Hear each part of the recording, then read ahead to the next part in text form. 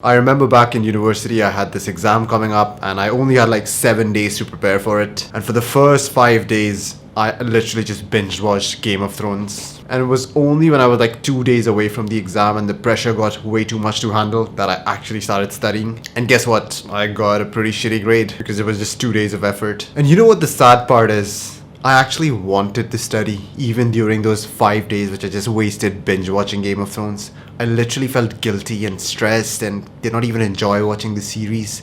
I wanted to study, but I just could not get myself moving. It was like I was hypnotized and I was just too lazy, and no matter what I did, I just could not leave that chair and start studying. But fast forward to today and now I'm like a completely transformed person. I no longer have to wait for the threat of deadlines to get moving. I am actually a pretty proactive person now. I got straight A's in my bachelor's program, straight A's in my master's program, and I was working as a software engineer at Fortune 500 companies. In this video, I'm going to share the tools and techniques that actually led to this transformation. And this is not going to be one of those cute videos where I give some vague bullshit advice just for the clicks. No, I'm actually going to tell you the brutal truth about what I was doing wrong and what you are probably doing wrong and how you can fix that. The first thing that I was doing wrong was I was bombarding myself with instant gratification. Like literally the first thing I used to do when I used to get out of bed was like scroll, check out my notifications on Instagram, see the messages, and then browse, more of browsing. Once I was done with like scrolling for 20-25 minutes, I used to start getting up like a zombie and I was like not motivated to do absolutely anything at all. Like after a 25-minute session of scrolling, you got so much dopamine that you don't actually feel like doing anything else after that.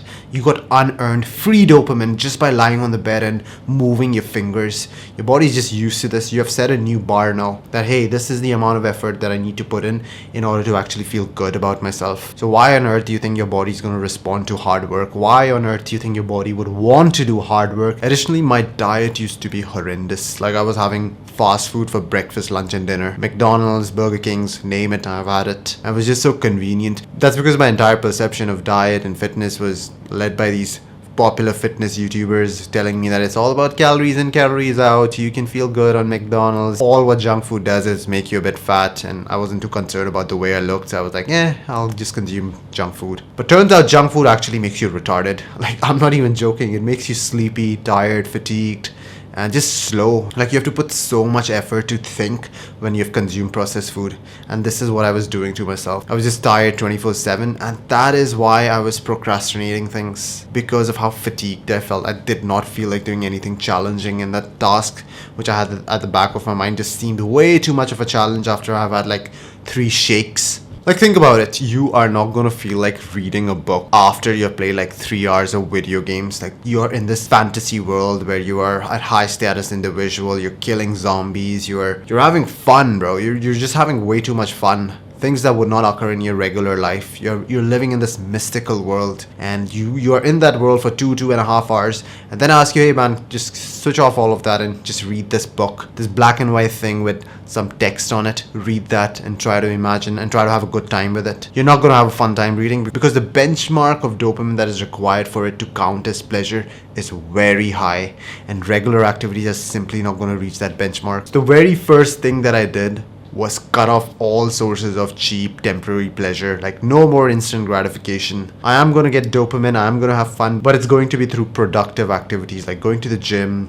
going for a run, reading a book. Like my actual productive work needs to be the most fun part about my day. There should be nothing which is actually more fun than your productive work. If you have these things which are actually more fun, then you're going to have a hard time not procrastinating that work and just going for that highly stimulating thing. In the past, I had like no structure in my life. I used to wake up when I felt like it, go to bed when I felt like it, studied when I felt like it, partied when I felt like it. The best way to describe me would be like a leaf floating through the wind. So without structure in your life, you are pretty much a slave to your emotions, and you are never going to do anything that is highly demanding or really productive because your body is designed to take the path of least resistance. There's this book called Atomic Habits. It's like absolutely fantastic. In this book, the author talks about the concept of activation energy.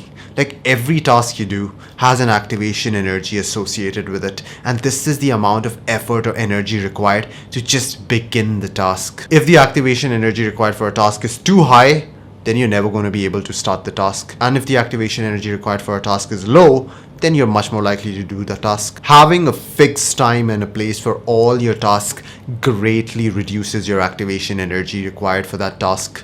So you're much more likely to actually do that task. That's because your body is now psychologically prepared. It is ready when that time occurs. It is just ready to do that task. So you're much more likely to not procrastinate and actually do that thing. These days I live my life based on routine. I have the time and venue figured out for every single activity that I do.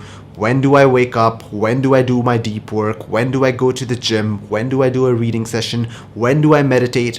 All these activities have a time and venue fixed. Ever since I started living my life based on a routine, I realized that I was far less likely to procrastinate anything because the decision to actually do that thing had already been made. I don't have to wake up each day and now make a decision whether I want to procrastinate or whether I want to do the activity. No, the decision is made. I just have to follow through with it. And this will greatly reduce the amount of times that you procrastinate. Make the decision beforehand by actually making a routine. Let me tell you about the story when I was in high school. I actually had to prepare for my social studies exam and the portion was huge. There were like books and books and worksheets after worksheets that I had to prepare for it, and like I stacked them all up and it was literally like a mountain. Like the stack was pretty high, and I decided that I'm gonna wake up at 4 a.m. and I'm just gonna start studying for my social studies exam. 4 a.m. happened. I actually looked at the stack and I was like, hell no, I'm not studying. I actually went ahead and started playing video games. I wasted the entire day. I did not even bother attempting to study just because the task began to seem this monumental, this mountain in front of me. So what I was doing wrong was seeing every task in its entirety, and what this did was severely increase the activation energy required to start that task. Like if I asked you, hey buddy, go climb up Everest, you're gonna be like, hell no man, I'm not climbing 8,000 meters or however high Everest actually is. But if I asked you to actually take the first 5 steps towards climbing Everest, that's a much more doable task. So now every task that I do, I break it down into subtasks. I view it as a collection of subtasks pretty much.